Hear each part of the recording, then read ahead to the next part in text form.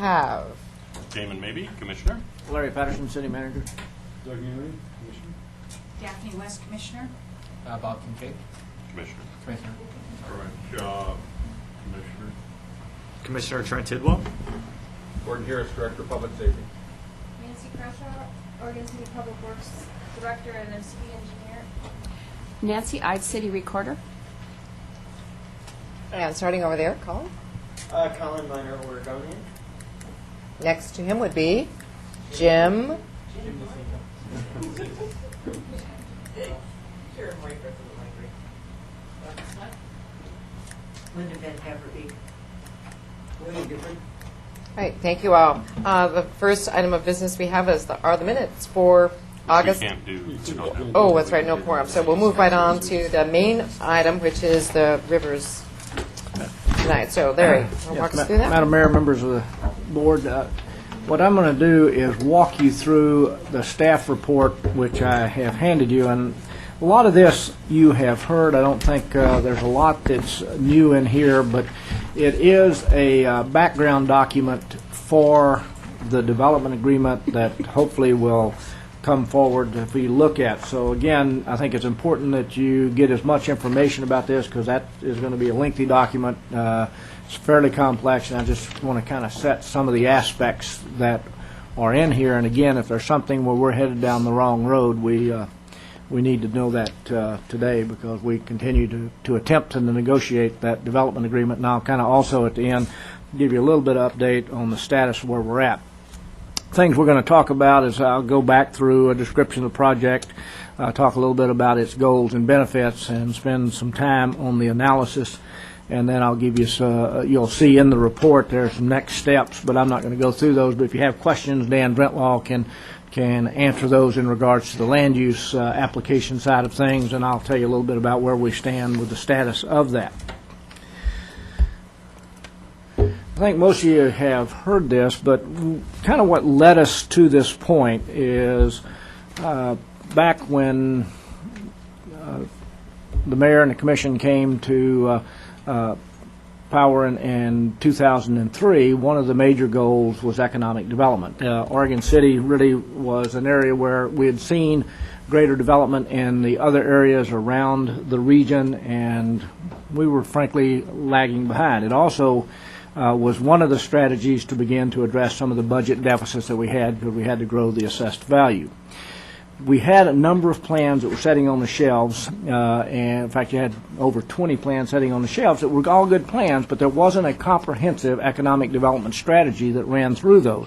So at that time we employed Leland Consulting Group to take those plans and put that into a comprehensive economic development strategy. That strategy was primarily based around Oregon City's designation as one of Metro's regional centers. One of the things we looked at, too, there had been a number of starts and stops in regards to the historic downtown, and the feeling was, again, we could look at that, but without something greater than that, we probably wouldn't have much success, and definitely the downtown as the historic downtown was not big enough to serve as a regional center. So we began to look broader than that, and particularly bringing in to that regional center boundary the north end waterfront area into that as well. But more importantly, too, we really began to look at the city as a whole and looked at multiple types of projects, and some of the things we're doing today ties in that as well, because with any strategy, you try to get as many balls in the air, see which ones you can keep going, because some of these things won't come to fruition and others will. And some of the things we've got started now all tie back into this. I think the Main Street program is a key component of that, what we're doing with the downtown parking program, of course what has happened at the hospital, Beaver Creek, both concept plans were in there, and those pieces now have kind of fallen out of that mix. So, again, what pieces will come to fruition, which ones will fall by the wayside. We also felt that if we were going to be successful in downtown, the best way to do that is develop the bookends. And the bookends are actually threefold. There was the waterfront north end district, there's 7th Street, and then there's anything that we could accomplish down around the Falls area as well. Try to create development in those areas and let that spill into downtown. And I think, surprisingly, we've seen some early success to that with some of the things that's going on in downtown. Likewise, because of the discussion of what we've been doing, it has brought somewhat of a buzz to Oregon City, and that has helped with that strategy as well. But as I say, not everything's going to succeed, and we kind of saw some of that last evening as well. About the time that we got started in that, we also had the Mills Corporation that was looking at the Rossman landfill. And because of the potential of what such a development offered, we really spent about a year and a half with them before they fell by the wayside, and that was some internal issues within that company. At that point, we recruited in CenterCal that came in. They began to look at the same project, and where we're at today is we're looking at a mixed-use commercial office type program, maybe a hotel associated with that. Roughly what we're writing the plan around, and it may end up being a little better than this, those numbers have jumped up and down as we've tried different scenarios, is roughly 650,000 square feet of retail and 46,000 of office and or hotel. The plan itself as it's laid out today is roughly 773,000, so actually these numbers I'm going to give you are a bit conservative. Hopefully they might be a little bit better than this. There's a number of additional amenities. I think all of you are aware of those. The public plaza, the gathering place, the additional dining, the entertainment, the historic elements that go into that, and a number of public benefits that we felt that this development like this would accomplish. First of all, if you look at our downtown and our north end area as it sits today, it is really an underdeveloped or undeveloped site. It's really home to a lot of waste type products. You've got the old cove. You've got actually two landfills. One was permitted and the other one was unpermitted. You've got the Metro Recycling Center. I think all of us are aware kind of what's down in that area, and it's not the most attractive entrance to Oregon City. And of course, McLaughlin Boulevard and all the way down to Portland could use a little bit of dressing up, but that's maybe a future project. But as you get into Oregon City, I think we do have the ability to change that. I think the Cove and the Rivers project is one of those things that can make that more of an inviting interest as well. And then some of the things we're talking about on the south end of town could also make that kind of dress that end of town up as well. We also feel it's an anchor development. We know if we have any type of regional shopping center as been proposed, that could be a key to other types of development. It also, something of this nature, will be a major activity center. In fact, I think they've talked about in the past somewhere in the neighborhood of 4 million visitors a year through a center such as this. So that brings a lot of activity to Oregon City, and part of that is how do you bring it into other aspects of the city as well. The transportation improvement, we spent a lot of time talking about that. This would improve the intersection at Highway 213 and 205. As we've mentioned before, today that's at 95% capacity. It is projected in 2010 to be at 99% capacity, and what we're talking about is an improvement that will decrease that to 80% capacity, which gives us regional capacity beyond this development, and that's a key component of this program, as well as there's improvements to Washington and to Abernathy as well. One of the key things we've been talking about, too, is how do you make such a program as it develops become a piece of helping revitalize downtown and 7th Street? Because, again, if you're capturing that type of trips coming into an area like that, you want to let that fuel other parts of our economy as well. And we expect to see that. Again, how we develop the transitional areas, some of the other things we can create will help with that. It's not the easiest work in the world, but that's the longer-term vision that we have in that area as well. Should also indicate we have been talking with the county about the county shops. We've talked with Metro about the transfer station. Of course, we own the property next to the Amtrak station, and Parker owns the piece that's across 213, and all of that is either underdeveloped or undeveloped property that is ripe for additional development should you have an anchor development such as this take place. There's some historic connections that we're talking about in the development agreement. Again, this is a pretty historic site in Oregon City, as well as Oregon's history, and we want to make sure that that's addressed in whatever way is possible within the budget, and CenterCal is committed to doing that, and that's one of the things we're trying to bring into that development agreement. It's also an area that's not very productive as far as the land that exists today. and this would bring that to a productive use, put it back on the tax rolls in a way that's meaningful for Oregon City. One of the things I don't think we've talked much about is it should increase the rail service access. The Amtrak station sits there. Little by little, we are growing more folks using that. In fact, I got to use that this weekend, and it's kind of pleasant to see. And we could, if you have something like this sitting right there, I think you'll see people take advantage of that mode of transportation getting down to a center such as this as well. It is a brownfield, and there are a lot of potential hazards there. Again, I think most of them are being addressed, and within this development, we would be looking at methane mitigation. There's a capping to try to reduce any leaching that may occur on that site. Also, just trying to make that, as I say, a little safer environment than as it exists today. We're also attempting to make this a sustainable development, and that sounds kind of funny when you start talking about a development of this size, but there's a couple of components to that.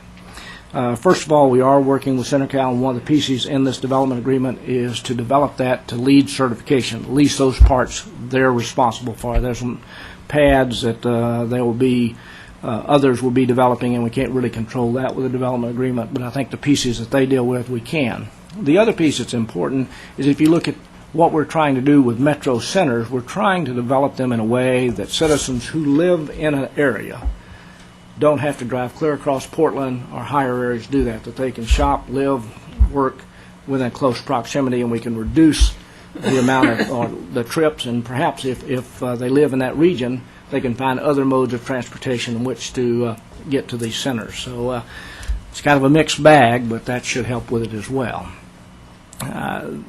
I think, too, such a development, especially if it's done well, can improve the community image and pride. And again, I think we've heard that with lots of folks that we've talked about. The folks are very interested in this project and how it's developed. So, so far, that's I think that's encouraging to date. A bigger piece may be the economic benefits, and I think you've heard these numbers before. But if you look at the property taxes, and I'll take this at when the center is developed, we're looking at the rivers alone, and we're not talking about any of that subsequent development, and I'm not talking about the cove on top of this. It's just the rivers itself, generating roughly $1.9 million of property tax per year. That's compared right now to what Parker owns today down there is generating roughly $76,000 a year, and that's to all entities. So it's a place that's really underdeveloped. It's not very productive, and it's really not yielding much income at all. Additionally, with the jobs creation, and I'll touch on that in just a moment, it will generate income taxes, again, when it's fully developed and operational, which we're looking at 2010, that we're approximating at $3 million a year. And today, it's generating some. I don't have the numbers on it, but it's insignificant down there. Today, you just don't have that many employees down there. And that impacts schools. to the state. Do what? And that impacts schools to the It state. does, yeah. In fact, when we talk about the loss of dollars to other areas of the economy or other entities, major thing that funds schools today is income tax. This is a big key. In fact, actually, when we've talked to school officials, and especially when we talk to the state, this one aspect has their attention, and that's what we were down in Salem today chatting about. In regards to the city, there's a little bit of property tax that we're giving up today, but a program like this, particularly while it is an operational, there's other revenues that have not been talked about. This will be a major ratepayer in terms of water and sewer rates. There's franchise fees that I think, in my estimate there, will probably more than make up anything we're losing in property taxes today. I think some of the ones that probably do feel that hit somewhat is something like the fire district. But I think the annexation of Oregon City has been a boost to the fire district, and if you look at your new property tax statements and compare what's going to the fire district versus what's coming to the city, I think that's kind of a non-issue for the most part, at least in the short term over the next several years, and I think they would say that as well. So, yeah, do you have a question? Commissioner West? Thank you. So will the franchise fees be deferred to for the 20 years Nope. or whatever the Nope. urban renewal? No, those come into the, Property taxes. Just property taxes, that's what I thought, but I just thought I'd ask. I'd pose a question too, in terms of property taxes, maybe. Yeah, you went need over to have a this. microphone, I think, if you guys. or talk loud. Thank you. The percentage of the property taxes that are actually coming to the city, that would be about what? I can calculate that. I don't have it right here, but roughly you're looking at assessed value at the lower number here of $1.6 million, so times 396, whatever that is. That's rough. I can calculate that out for you. Share it with you. Yeah. In regards to jobs creation, what we've talked about is during construction, 305 construction jobs, which by the M-Plan calculator also indicates 244 spin-off jobs from that, in which over 200 of those they believe will be created in Clackamas County. Likewise, when the center is operational, they're looking at 1,622 jobs, and that calculates out to another 489 spin-off jobs through that plan as well. Now we get to the meat of the coconut, and that's the financing. And this is an interesting program, and it's one that definitely creates a difficult development agreement to write, and therein has been part of the difficulty in negotiating this because it's complex. But CenterCal has committed to provide the initial investment. In other words, they're going to build the infrastructure, they're going to build the center itself. When the plan becomes substantially complete, and basically that's what that says, it's ready to be occupied, is what that is. That's a legal definition of that, and we've been going back and forth about, they've kind of talked about a percentage, and we say, no, substantially complete is the term, because that's a legal term, we know what that means, we can deal with that.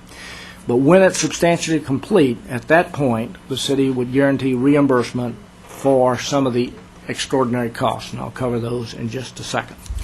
And that creates some pressures in the urban renewal plan that I'm going to share with you, which are in the report, and we'll go through those in some detail.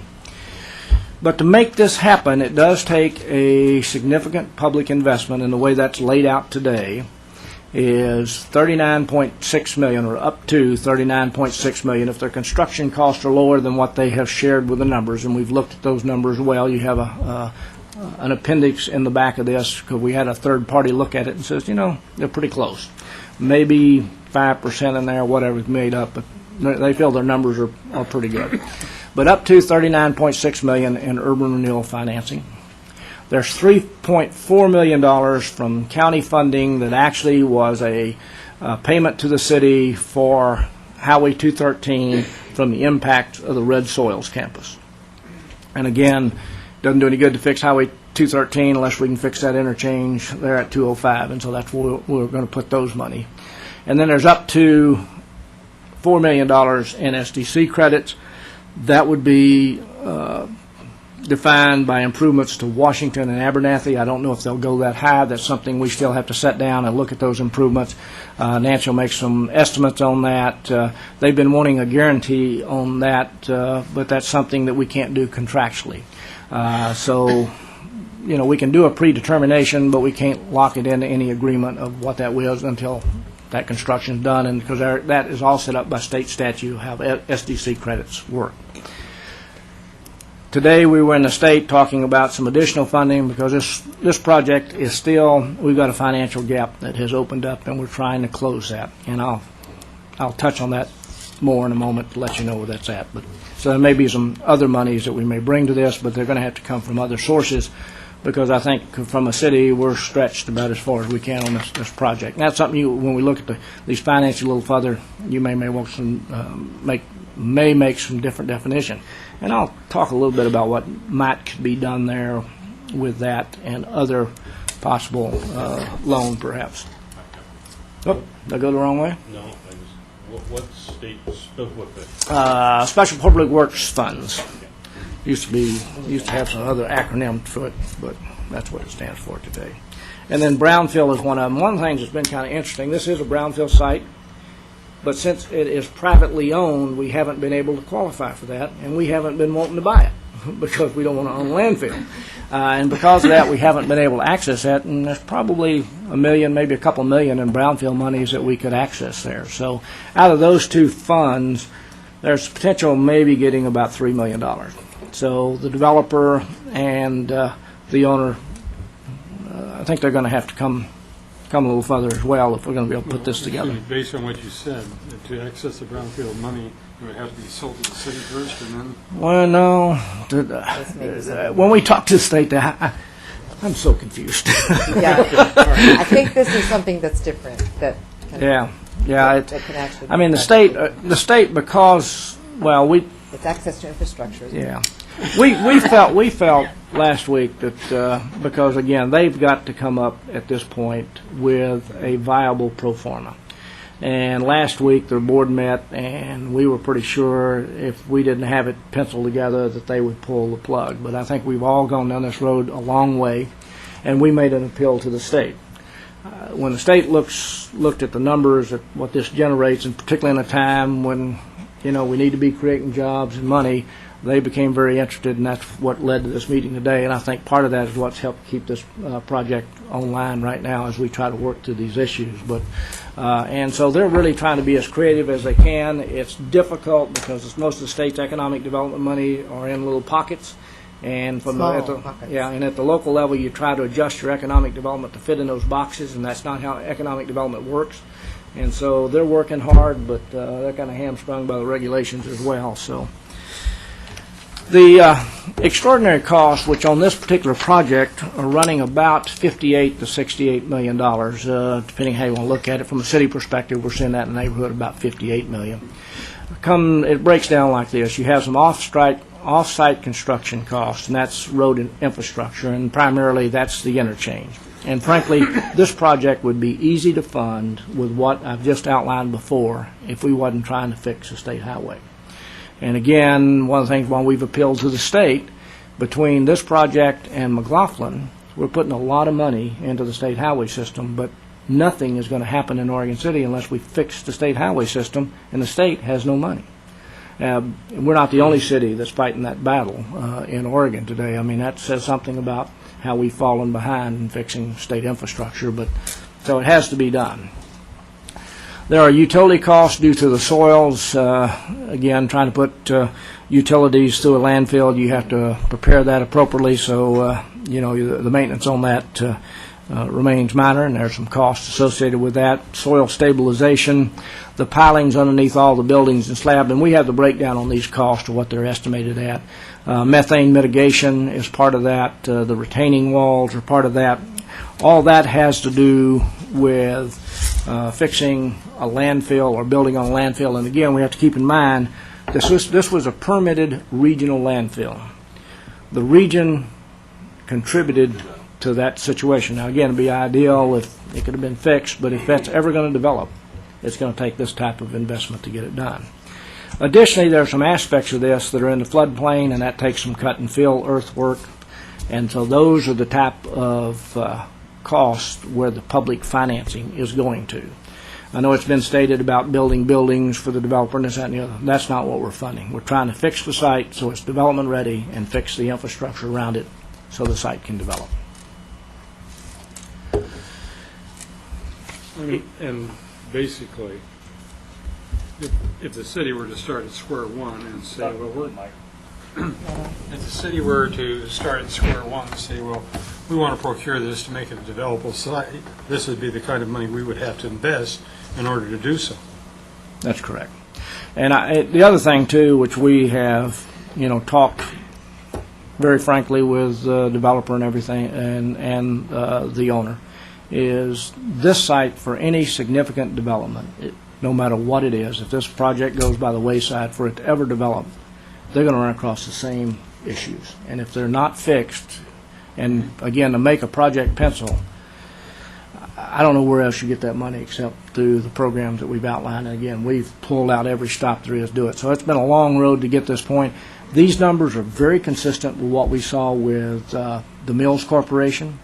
We were running across them again now with CenterCal, so we're not doubting the numbers. And they could change as we go through this. And one of the things, it's a tight budget. This is a landfill. when we dig into it, and everybody thinks they know what's there, but you never know. We may run into something else that there's a cost that we're going to have to figure out, and that could be an issue. Even though they've dug many test sites. Yeah, That's yeah. cool. And one of the things, again, that we're really working through with the development agreement is the termination rights. And basically, where the city's position is up till the time you begin construction. If you want to pull out, we can't stop you from doing that. Once we start, we got to finish.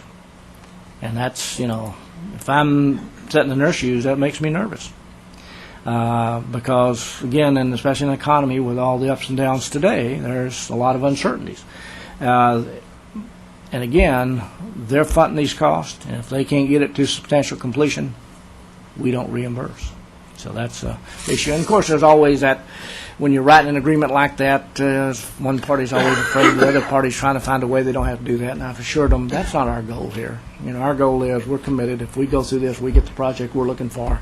We're not trying to find a way not to pay. We just want to make sure we have the project as it's outlined. So, but that's just a normal part of any of those type of negotiations. Is that in case of a project of this magnitude, it's only halfway through, and all of a sudden dollars that we thought that we're going to be there are, then shut the project down.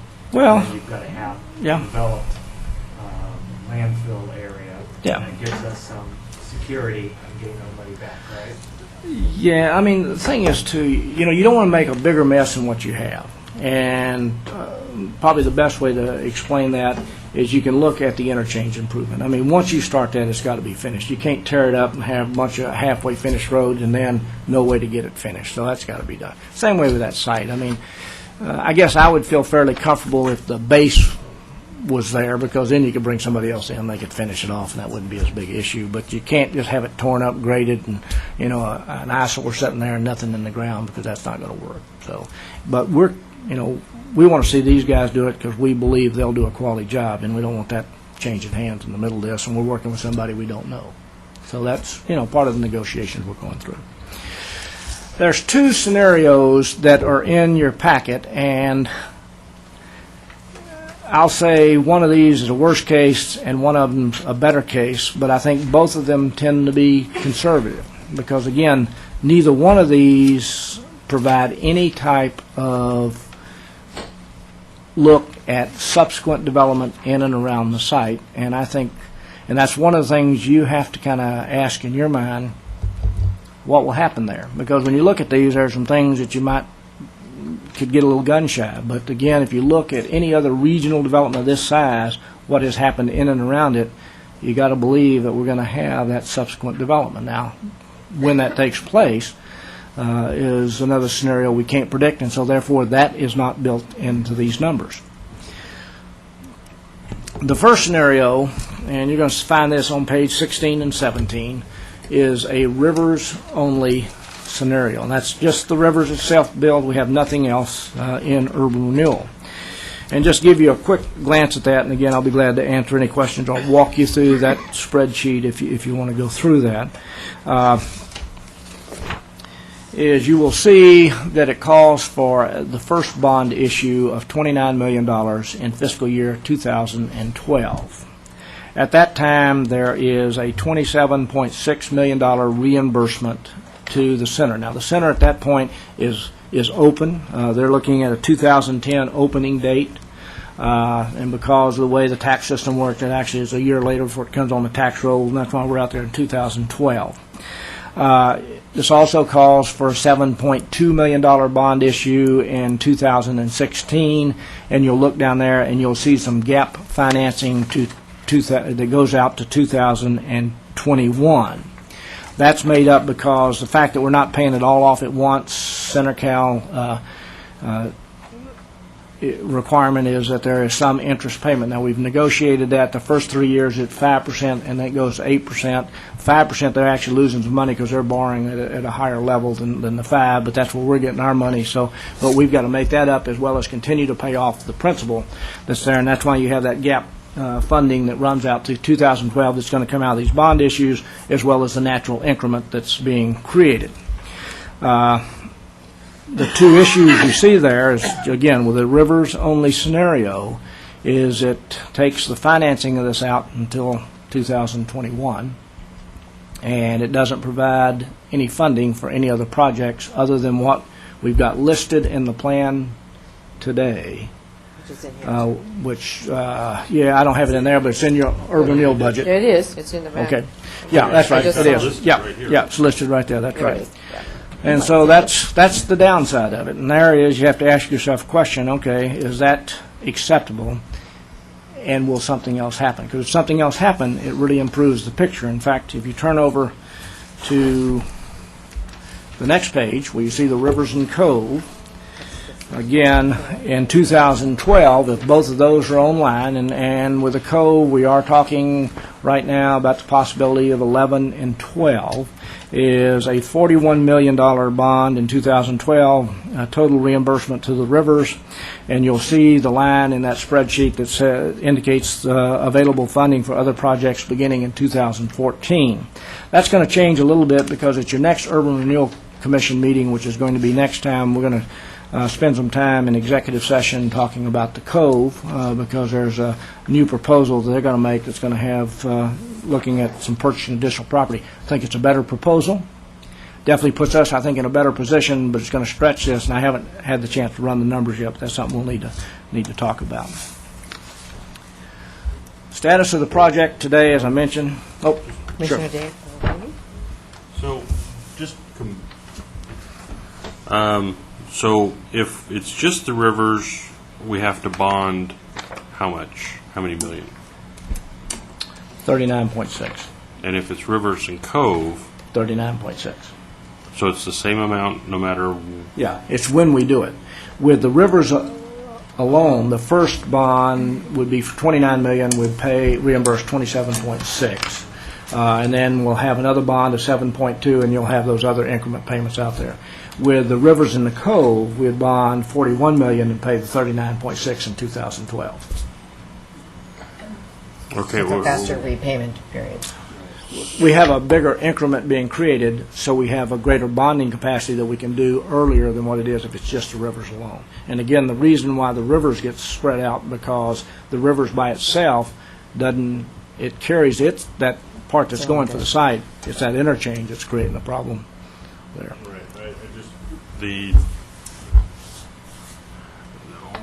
if we're only needing 39, why are we bonding 41? Because you have some other projects in there. That you haven't mentioned yet? No, that are listed there. That's the- Yeah, I'm just trying to finance all those things out there. Okay, so Yeah. so again though, the projects listed here are still in existence for the rivers. Where's the extra $2 million coming from? Or why are we doing the extra $2 million? That's what I'm not getting. Well, part of it is where we have to spread some of those out if it's just a rivers-only scenario. You don't have the income coming back? That was quickly. They fund it. Yeah, you can see the years here on the first page Yeah. on Let me find this spreadsheet now. page 16. Yeah. Okay, if you go to page 16, and again, in fiscal year '09, and that $10 million there is what we have currently issued. And in that, you have Amtrak at 1.5, you have McLaughlin at 2.5, you have the Bluff Promenade, you have the Civic Complex, and you see it running out there into 2014. You have grants and loans, and then you have the professional services, which is the administrative side of this, and you see the reimbursement to the rivers coming out there as well, which is in 2012. With the Cove, again, you still have the same program there to cover that, and that reimbursement, again, because of the increment that's created, you're able to bond more and pay the whole $39,649 out. If you go back to the other, since you don't have that paid off, you've got to run out that gap funding that goes out till 2021. Right, but And issue additional bonded debt out in 2016 to cover all of that.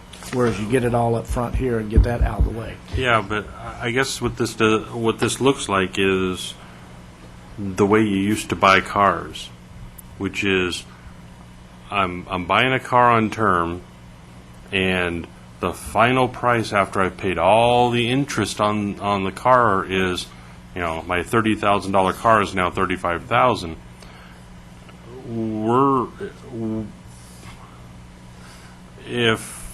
We're paying the same price without having 9 additional years of interest bearing. Well, we're not paying the same price. It With says River's only price- 39.6. Well, that's the river, but you also have that gap funding, that interest you're going to pay.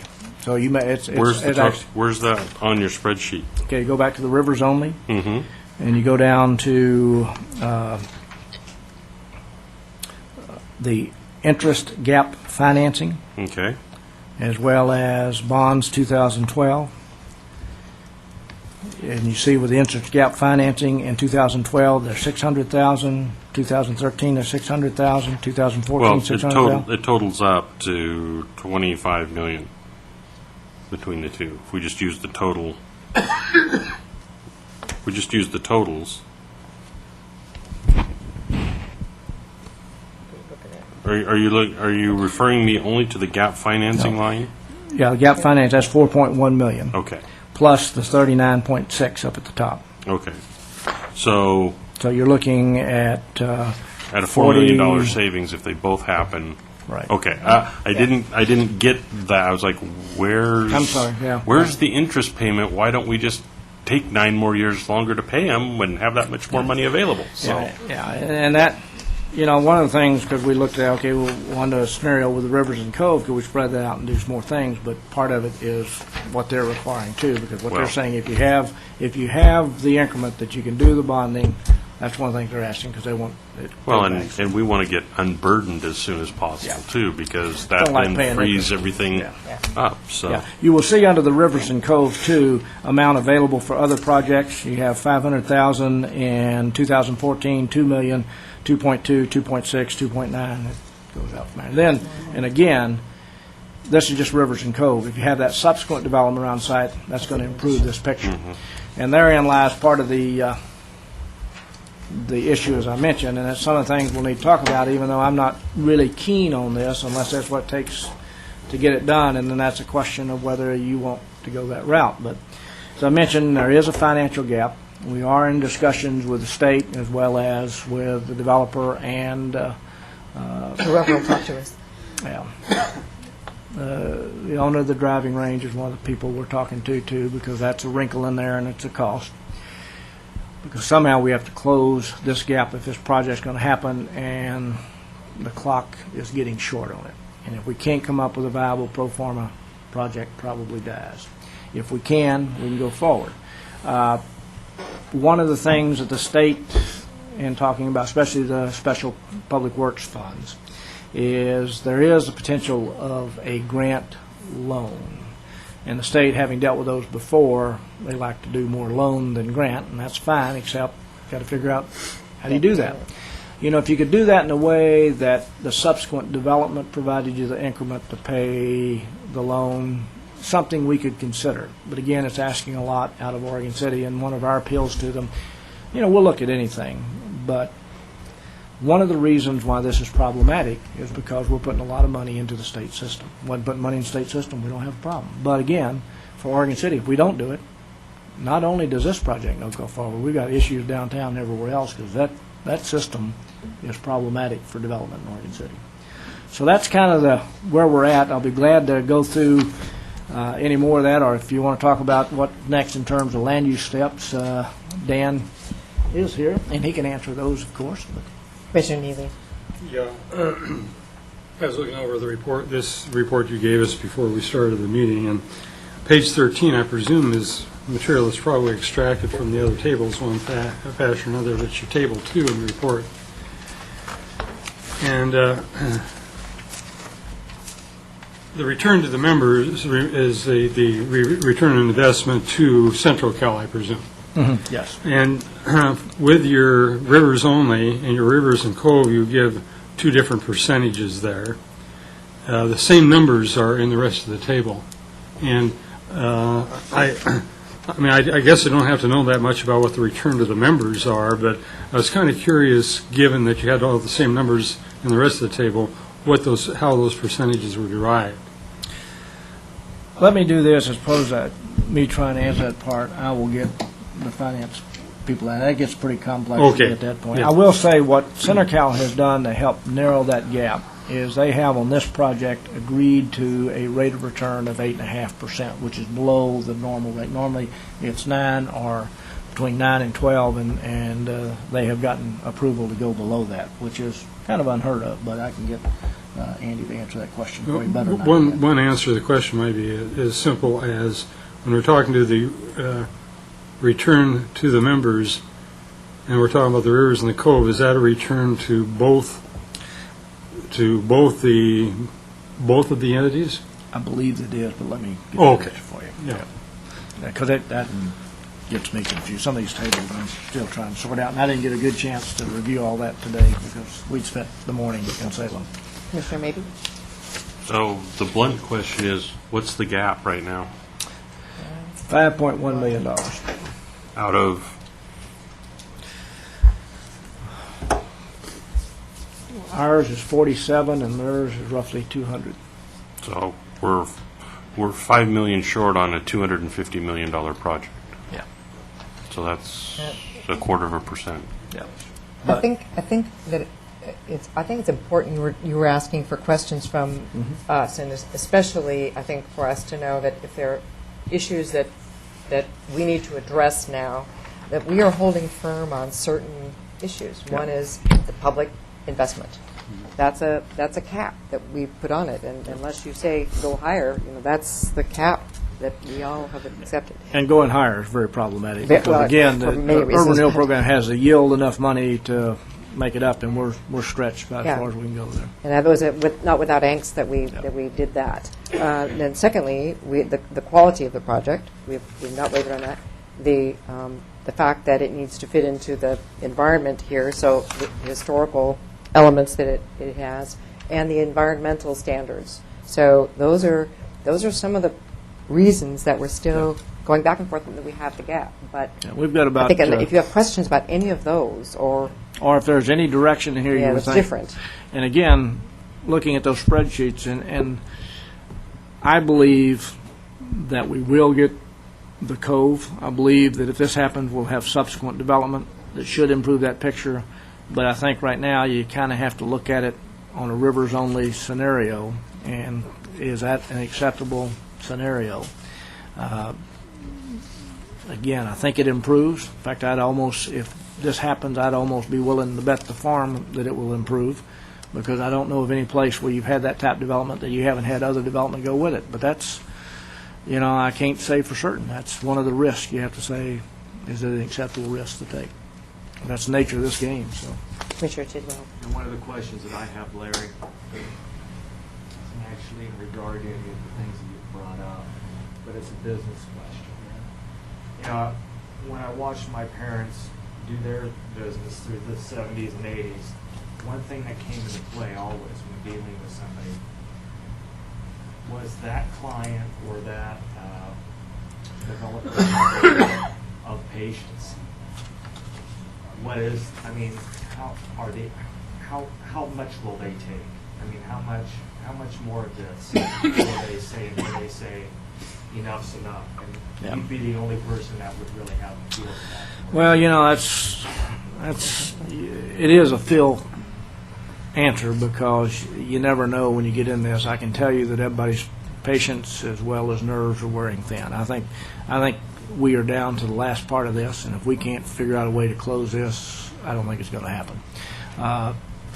They're into this, I'm going to say about $5 million, and we're into it several $100,000. So, everybody has been committed and trying very hard, working very well one another. For the most part, we've had cordial meetings, not all of them. There have been some screaming in all of this. So it's not that we've seen eyeball to eyeball. but no one's given up. But it's a tough site to develop, and that has been the problem. I mean, as I said before, if you wanted to pick a site to develop that had a problem, we picked a good one because it's got everything with it, so it's part of it. Commissioner West.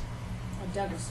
Why did we? You didn't have a question, I don't think. Oh, He's you just clicking his. No, I'm raising my hand. Oh, you do? Okay. But you asked, you can let her ask a question. Okay, Instead of go ahead, asking me. Daphne. So Larry, as you... The mic then. Thank you.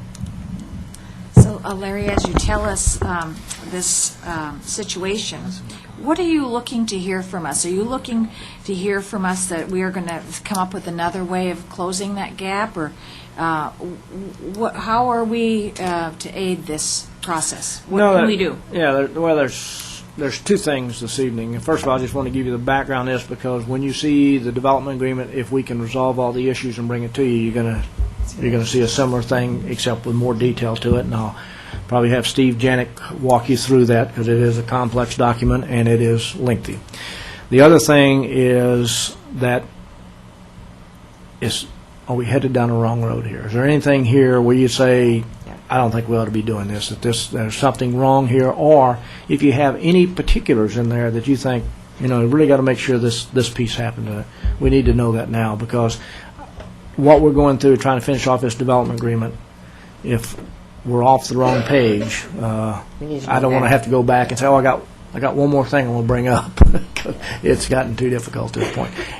And if we can come up with, if I can come up with a scenario that helps with that gap, is that something that you're interested in looking at? Again, I don't know what that is yet because I'm doubtful, but so you maybe. would come up maybe with a scenario to help with that gap and bring that to the next Urban Renewal Commission meeting? Well, whenever it comes up, as I sat here today in that discussion this morning, I don't really have any other ideas from a city perspective what we can do, but I've been at that before in situations, and lo and behold, something materialized and came up with another idea. And I can tell you, Andy Park's one of the more creative guys I've ever worked with in municipal finance. So if we can come up with something, he'll find it. So, Commissioner Neely. My recollection is when that essentially $40 million investment that the city would make, that was based on a discussion of how we might parse out the bonding authority that the commission would have. And my recollection is, what would be the potential increment derived from one of the projects, and basically confine it to that specific area, if I'm not mistaken. Well, it's the increment is from the entire downtown, and that's what it takes to kind of fund that. But again, the biggest part comes off this development. Right. In terms of what we have here, and these, you talk about $25.9 million for off-site improvements.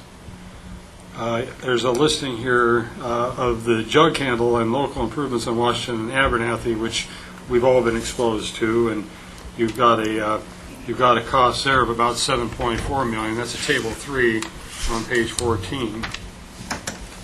The $25.9 million, I think, is off table 1, which was referred to as an off-site improvements. Yeah, table 1, that's on page 12. And I guess my question is this: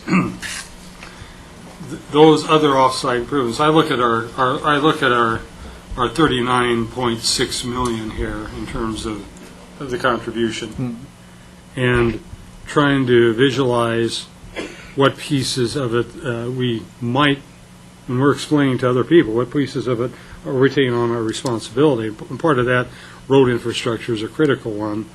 And I guess it'd be nice for us all to have a feeling as to what the other part of the $25.9 million is for the off-site, because I presume that's mostly infrastructure. Yeah, I'll get you the breakdown of where this at. Just to kind of give you a quick feel for that, is the off-site is $19.5 million is the interchange, so the jug handle improvement.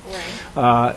One of the things that we've broken out of the development agreement, because we can do it at a later date, is the Redland Road improvements, of which we do have $2.8 million and federal state dollars to assist with that, and we'll have to price that out. But that's not essential for the project to go forward.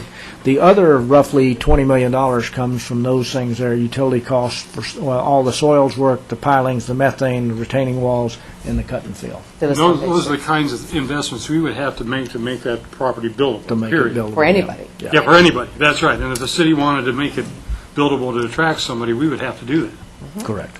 Yeah. Extraordinary costs. Nice to have that list. Right. And I can get you the breakdown on where the dollars are at on that as well. I just didn't get that all put together. Commissioner Shaw. And our problem is we just can't go in there and do a partial. If we're looking at doing that site down there, like if this doesn't come through, but in the future somebody comes in there and wants to do a quarter of that site, I don't see how you could do that. How you could actually cap that and try to, the way it's situated now. Home Depot was able to do it Because they were on real land. because you were on real land, and even that, is suspect. But I don't see how anybody could do it other than the way we're doing it now. Yeah, well, it would be very difficult because here's the first scenario you're going to run into, and it depends what went down there, but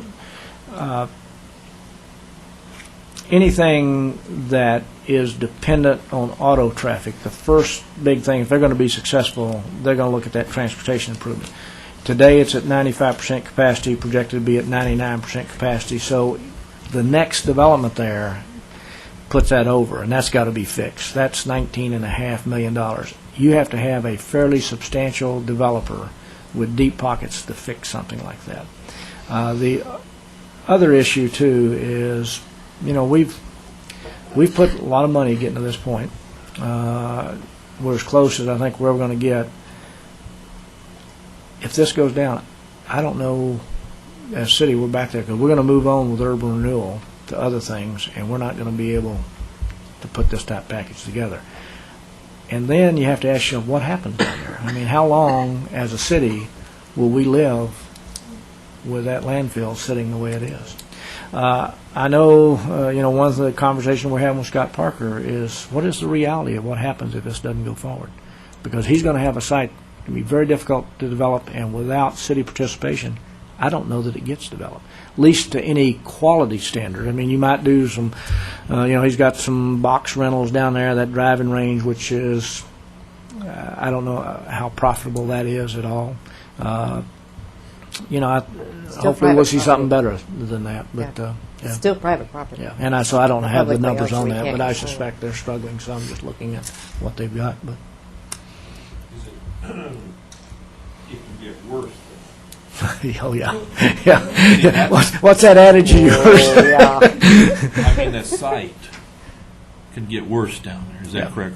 Yeah, in fact, in some of it, it has. I mean, you still have a landfill site that needs mitigation.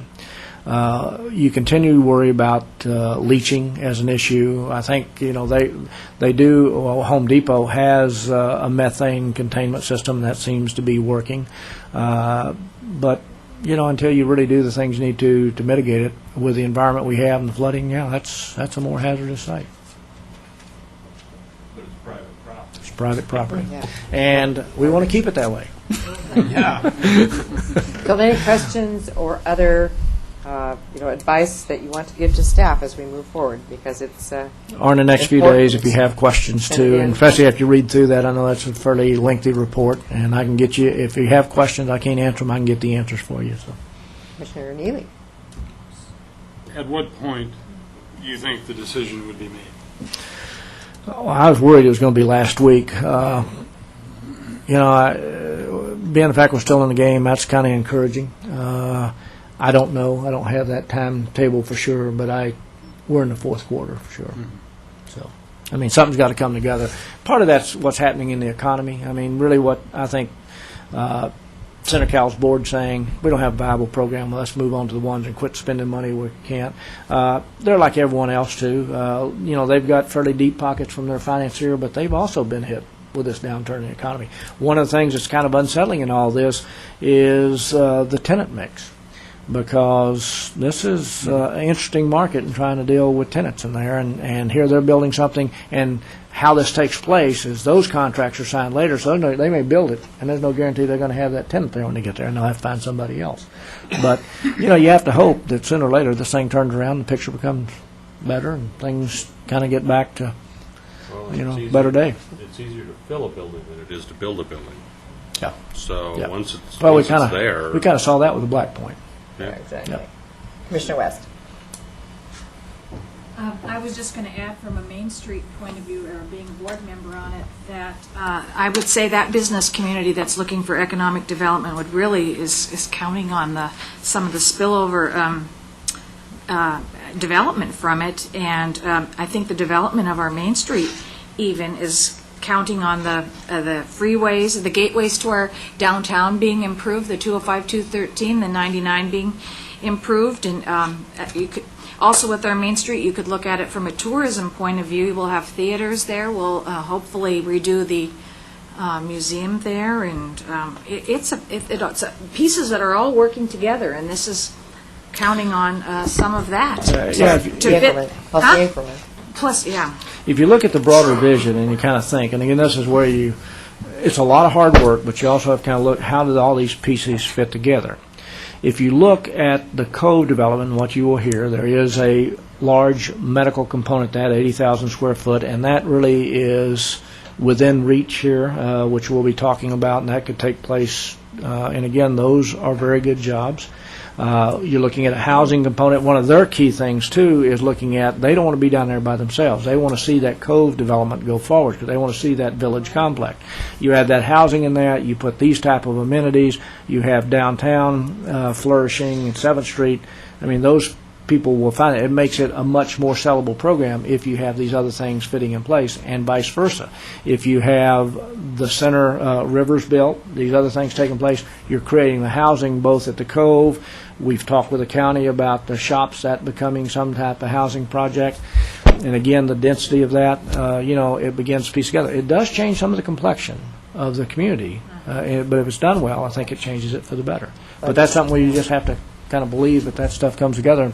Some of it's hard work to make it happen that way. Yeah, the only success we've seen in any of the scenarios that we've looked at is it needs to be a people place. Yeah. Centers aren't Yeah. existing very well today. That's the key in without- development today. Is Yeah, doing it needs that. to be housing. Go ahead, The, Commissioner Shaw. Cove project could go on without the rivers. Yes, they're both standalone projects. Okay. They do help each other, and financially, they really help the picture. Commissioner Neely. No, go ahead. I was going to say, Oh, sorry. when we started this project too, if we wouldn't have had the interchange, we would have probably talked about that additional amount going into this project to create housing on site. And the way and the reason you can't put housing on this site because you can't park it because it's different dynamic. You would have had it's a relationship where you put them. You would probably been looking at a parking structure. Now, one of the things we have talked with the rivers about is if this goes forward, is because their big impacts are usually evening hours, holidays, weekends, is using this maybe even for a shuttle parking system for the downtown for some of that overflow parking as well, especially in those days because we're not going to have those type of conflicts except on those other periods. So, Commissioner Neely. This is strictly editorial, but the statement was just made, and I think it's really important because we're not the only ones to look at this. On page 15 in that paragraph, you say, it is important to point out that both the rivers and the cove projects are intertwined. Intertwined almost sounds like they're interdependent. I would say are probably, would be a better word. Independent, but Well, I think it's a single word. Interdependent? No, that's not what you want. I could say they're financially Complementary. intertwined. Complementary. Yeah, Complementary Yeah. is the word you want to do. well, they're intertwined in the fact that it sure makes the urban renewal finances look much No, better. I understand that, but Because I there saw is the an mid-sentence, because that's the Well- way it read initially. I said, well, that's not right. I They're know. And intertwined. it's also the quality of life, I think, that we're talking about, too, is intertwined between Right. the two. Yeah. Because But I think but I that's... think you misunderstood, that I these agree. projects have to go together, and it's pointed Agreed. out they are standalone projects. I agree with you. That's a good catch. Others? Do you have all the questions answered that you need? Or if you have anything in the next couple of days, just let me know. Okay, Commissioner, maybe. Is CenterCal looking for potentially other partners to help close the gap, or are they looking to stand alone? They don't normally do business that way. Well, but I mean, And there's not a lot out there right now. CenterCal is one of the few that's operating in the market right now because, again, They they've have had... deep pockets Yeah. with their financing anyway. I'm just asking the question. They could bring a $10 million partner to the group. It's a small piece, but Yeah. We have, just as an aside, we have another business in town. We're trying to actually find a partner that may help them. But Commissioner West? One last thing here. How do you guarantee it's a Class A office space? So what's the factors that go into, Class A? I know we were talking about if they had a hotel that it would be a 3-star or 4-star, and you want to, we want the development of this project, to be first class. And Well, there's a couple things in the development. I mean, that's what's being stated in the agreement. We're indicating has to be Bridgeport quality. There is a sign-off from the Urban Renewal Board with their plan eventually that you're going to be looking at. So, yeah. The one thing we can't do, and this kind of makes it difficult, is you can't write tenants into an agreement because, again, that's too fluid. Is that it? All right, if there are no more questions, then Oh, yeah. the minutes, thank you. Let's go back to the minutes now that we have a quorum. So, are there any questions about the minutes of August 20th? Not, may I have a motion for adoption, please? move approval. Moved by Commissioner West, seconded by Commissioner Tidwell on the minutes. All those in favor say aye. Aye. Opposed, same sign. Motion passes.